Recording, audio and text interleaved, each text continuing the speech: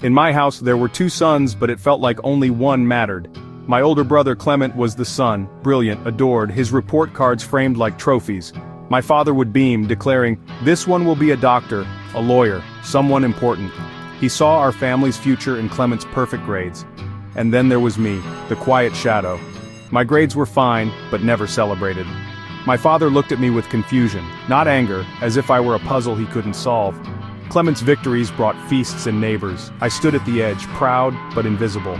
I learned to observe, to accept my place in the background.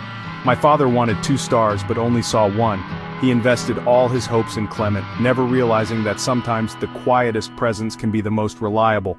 I was just the kid who didn't cause trouble, quietly waiting for my own moment. While Clement collected awards, I collected scraps of fabric, drawn to the magic of Mr. Adebayo's tailor shop. The hum of his sewing machine was music. I longed to create with my hands. One evening I told my father I wanted to learn tailoring. He looked at me baffled. "Tailoring? Your brother will be a doctor, aim higher." To him, a sewing machine was a symbol of struggle, not success. He told me to focus on my books, to be more like Clement.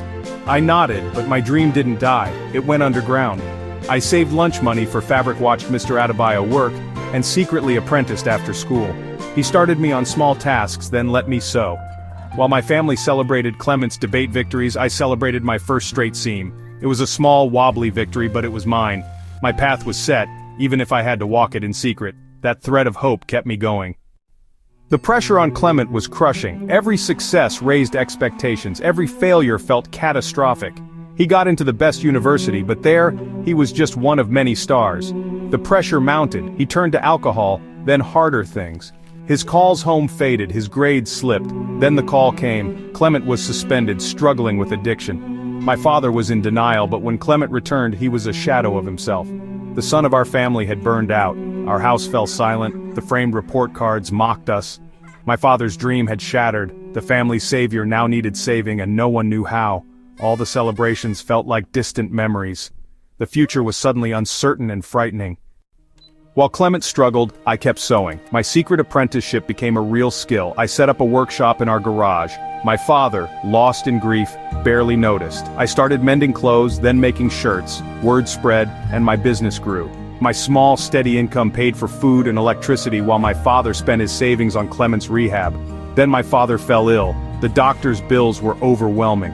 Clement was gone, my mother frantic. In that darkness, my craft became our only light. I used all my savings to pay for my father's treatment. It wasn't a grand gesture, just an envelope of cash at a hospital counter. The son who was supposed to be a doctor was gone, but the tailor was there, mending the family's biggest tear. My quiet work became the stitch holding us together. I was no longer just the quiet shadow. I was the thread that kept us from unraveling. My father's recovery was slow, but my business paid for his care. One day, he asked to see my accounting book.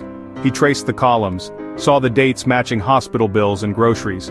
When he looked up, his eyes were full of tears. I was so busy looking at the sun I didn't see the star beside me. "You saved us." For the first time he truly saw me.